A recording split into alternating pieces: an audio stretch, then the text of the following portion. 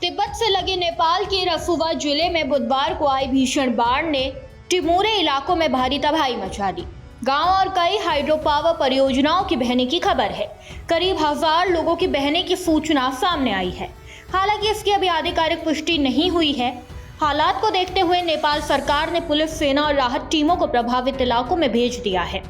वहीं भोटे कोशी नदी के जरिए इस बाढ़ का पानी आगे त्रिशूली और फिर भारत की गंडक नदी तक पहुंचता है, जिससे बिहार के नदी तटीय इलाकों पर भी नजर रखी जा रही है। रसुवा जिले में अचानक आई बाढ़ ने नदी किनारे बसे गांव और इंफ्रास्ट्रक्चर प्रोजेक्ट्स को अपनी चपेट में ले लिया। टिमोरे इलाके सबसे ज्यादा प्रभावित बताए जा रहे हैं। शुरुआती जानकारी में बड़ी संख्या में लोगों के लापता होने की बात भी सामने आई है। करीब 1000 लोगों की बहने की सूचना भी सामने आई है, लेकिन स्थानीय प्रशासन ने अभी इतनी बड़ी संख्या की आधिकारिक पुष्टि नहीं की है। रसुवा के जिला प्रशासक नरेंद्र परियार के मुताबिक बाढ़ का बहाव इतना तेज था कि नदी किनारे मौजूद गांव और बुनियादी ढांचा परियोजनाओं को भारी नुकसान पहुंचा। कई प्रोजेक्ट साइट्स के बहने की रिपोर्ट मिली। फिलहाल जानमाल के नुकसान का सटीक आंकड़ा सामने नहीं आया है, लेकिन भारी जनहानि और संपत्ति के नुकसान की आशंका जताई जा रही है।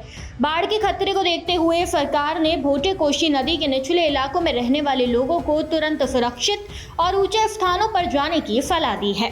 प्रधानमंत्री बालेंद्र शाह के निर्देश पर पुलिस, नेपाली सेना और राहत बचाव टीमों को प्रभावित इलाकों में भेजा गया है। फिलहाल फंसे लोगों को सुरक्षित निकालना और लापता लोगों की तलाश करना प्रशासन की प्राथमिकता है।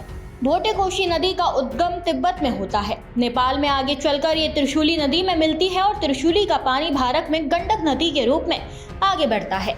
यही वजह है कि नेपाल में आई इस भीषण बाढ़ के बाद भारत, खासकर बिहार के नदी किनारे बसे इलाकों में भी निगरानी बढ़ा दी गई है। हालांकि अभी स्पष्ट नहीं हुआ है कि मौजूदा बाढ़ का कितना पानी भारत तक पहुंचेगा और इसका असर कितना होगा। भोटे कोशी नदी में पिछले साल की विनाशकारी बाढ़ आई थी। उस बाढ़ में 9 लोगों की मौत हुई थी और 24 लोग लापता हो गए थे। बाढ़ के कारण नेपाल और चीन को जोड़ने वाला फ्रेंडशिप ब्रिज भी बह गया था, जिससे दोनों देशों के बीच व्यापार और आवाजाही कई महीनों तक प्रभावित रही थी। पिछली बाढ़ के पीछे तिब्बत की एक सुप्रा ग्लेशियल झील से पानी निकलने की बात सामने आई थी। इस बार भी ग्लेशियर झील या उससे जुड़े जल प्रवाह को लेकर सवाल उठ रहे हैं। हालांकि मौजूदा बाढ़ को सटीक कारण और इसमें ग्लेशियर लेक आउटबर्स्ट की भूमिका की अभी आधिकारिक पुष्टि नहीं हुई है। फिलहाल राहत और बचाव अभियान जारी है। दुर्गम पहाड़ी इलाका और नदी का तेज बहाव बचाव दलों के लिए बड़ी चुनौती बना हुआ है। प्रशासन ने लोगों से अफवाहों पर भरोसा नहीं करने और आधिकारिक निर्देशों का पालन करने की अपील की है।